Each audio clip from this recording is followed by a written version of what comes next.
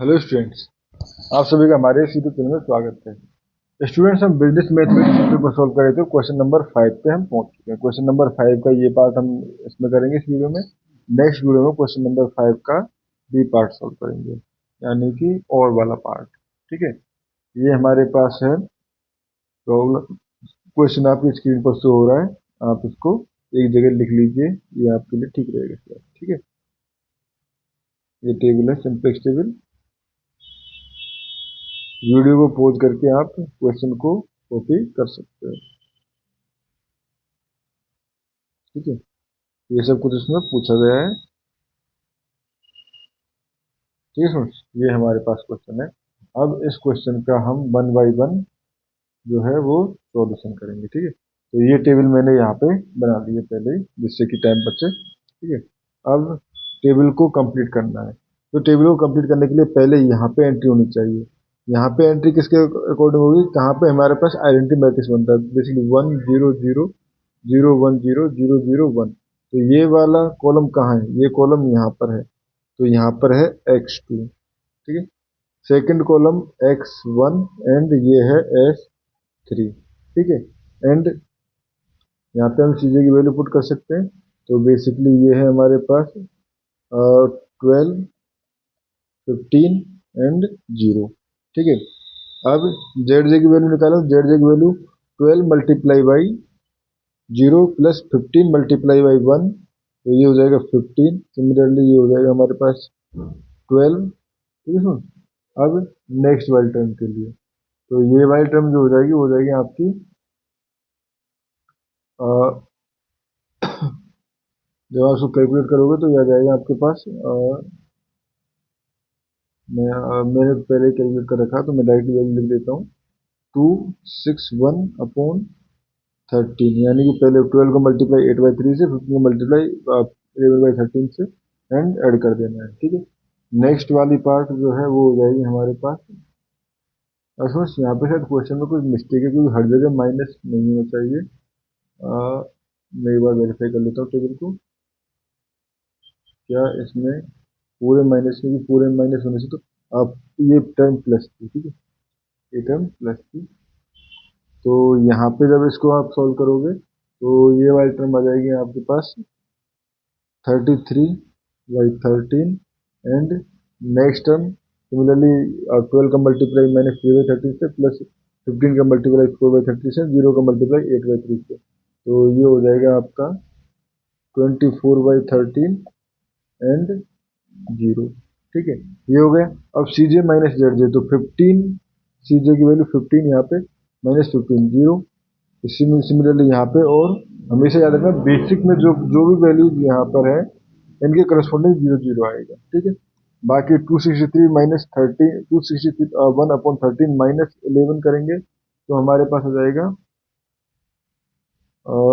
261/13, sorry 11 minus, क्योंकि सी जे पहले 11 minus 261/13, तो ये वैल्यू आ जाएगी आपके -118/13।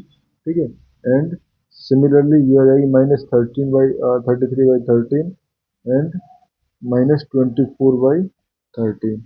ठीक है स्टूडेंट्स, ये सारी वैल्यूज हमारे पास आ चुकी है। ठीक है, अब ये हो गया हमारे पास, तो सिंपलेक्स टेबल तो कंप्लीट हो चुकी है। अब क्वेश्चन फर्स्ट पार्ट जो क्वेश्चन है वो पूछा गया है, is solution is optimal, is solution is optimal. ठीक है, तो आंसर है यस। यस, क्यों सॉल्यूशन ऑप्टिमल है? तो रीजन है इसका, since all C J minus Z J are less than equal to 0। ठीक है, ये हो गया हमारे पास। उसके बाद सेकंड पार्ट में पूछा गया है, optimal product mix, optimal product mix and profit. तो अगर देखें तो x2 की वैल्यू आई थी 60/13, तो पहले x1 की वैल्यू पुट कर लेते हैं। x1 की वैल्यू 193/13 एंड x2 की वैल्यू 60/13 एंड एक्स टेबल में नहीं है तो वो 0, ठीक है। And optimal profit, simply objective function जो क्वेश्चन में गिवन था उसमें ये वैल्यूज पुट कर देनी है, ऑप्टिमल प्रॉफिट। तो ये हो जाएगा आपका 193/13 इंटू कितना, x1 के साथ कोफिशिएंट है 15, 15 प्लस 60/13 इंटू इसका कोफिशिएंट है 12, ठीक है। जब आप इसको सॉल्व करोगे तो आपके पास आ जाएगा इसका सॉल्यूशन 3615/13, ठीक है। तो ये आपका हो गया ऑप्टिमल प्रॉफिट। थर्ड पार्ट पूछा गया है, इज सॉल्यूशन फिजिबल, तो उसका आंसर है yes, because since all product mix are greater than equal to 0, ठीक है। यहाँ पे वेरिएबल एंड सिलेक्ट वेरिएबल या variable in RHS are greater than equal to 0। अगर टेबल में देखें तो टेबल में बेसिकली ये सारी वैल्यूज जो है वो ग्रेटर देन इक्वल टू 0 है, इसका मतलब ये सॉल्यूशन जो है हमारे पास फिजिबल है, ठीक है। उसके बाद है नेक्स्ट हमारे पास फोर्थ, एनी अल्टरनेटिव सॉल्यूशन,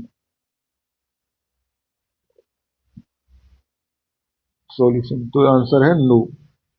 क्यों? क्योंकि all non basic solution are for all non-basic solution Cj minus Zj is strictly less than 0, किसी के लिए भी इक्वल टू 0 नहीं है। अगर किसी एक के लिए भी इक्वल टू 0 होता तो हम कहते हैं कि ऑप्टिमल सॉल्यूशन हमारे पास ये सॉल्यूशन जो है वो डिजनरेट है या दो से ज़्यादा। देखो ये वाली वैल्यू नेगेटिव है, इसलिए ये नेगेटिव है, ये नेगेटिव है, तो इसीलिए हम कह सकते हैं कि ये तो तीनों तो हमारे पास बेसिक के पार्ट है, नॉन बेसिक के पार्ट तीनों ये थे, ठीक है। उसके बाद आता है हमारे पास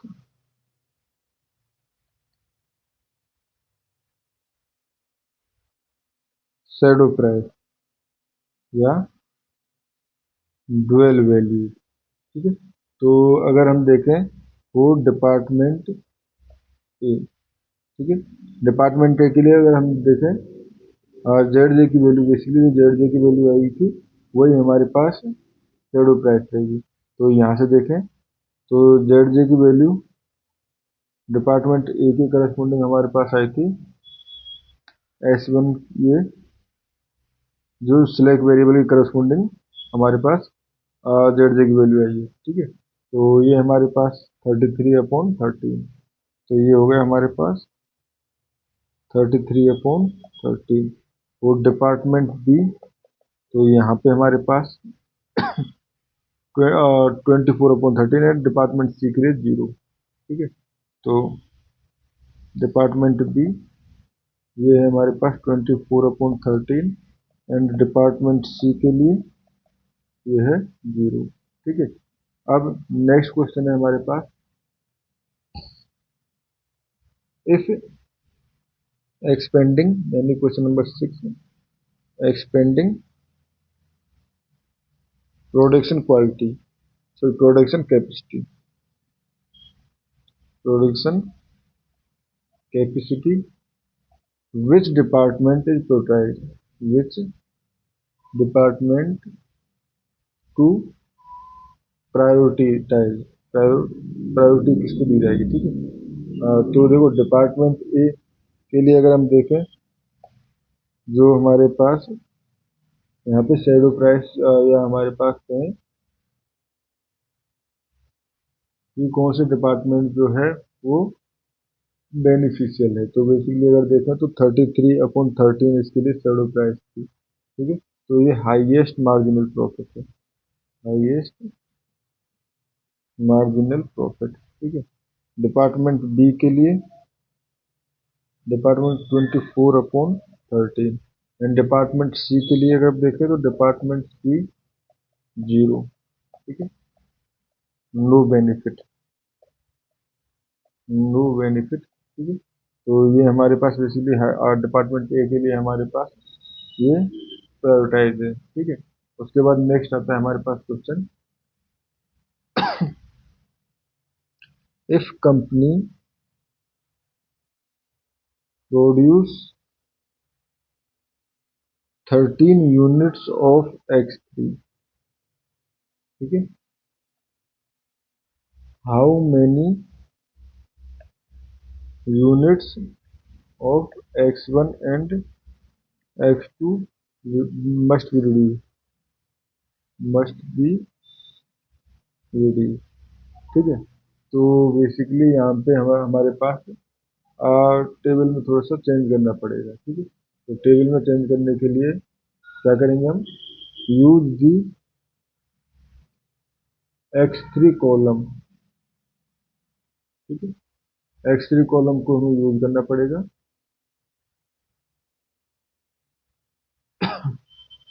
ठीक है। तो अगर देखो किस तरह से यूज कर सकते हैं, basic variable X2 and X1, ठीक है, वैल्यूज इन X3 कॉलम। तो ये थी हमारे पास 8/13 एंड 11/13, ये वैल्यू थी ना हमारे पास स्टार्टिंग का जो नेट, ये हमारे पास ये वाला, ठीक है, ये हो गया हमारे पास नाउ, ठीक है। Now this means if X3 increase by del, increase by del, ठीक है, then X2 will decrease by 8/13 into del and X1 will decrease by 11/13 del, ठीक है। एंड हमारे पास डेल जो थे वो 30 यूनिट्स थे, तो यहाँ से हम कह सकते हैं सो X2 का आंसर बेसिकली डेल की अगर 13 पुट करें तो 8 यूनिट एंड X1 के लिए ये हो जाएगा 11 यूनिट्स, ठीक है, ठीक है सर। तो यहाँ से हम कह सकते हैं X2 reduce 8 units and X1 reduce 11 units, ठीक है।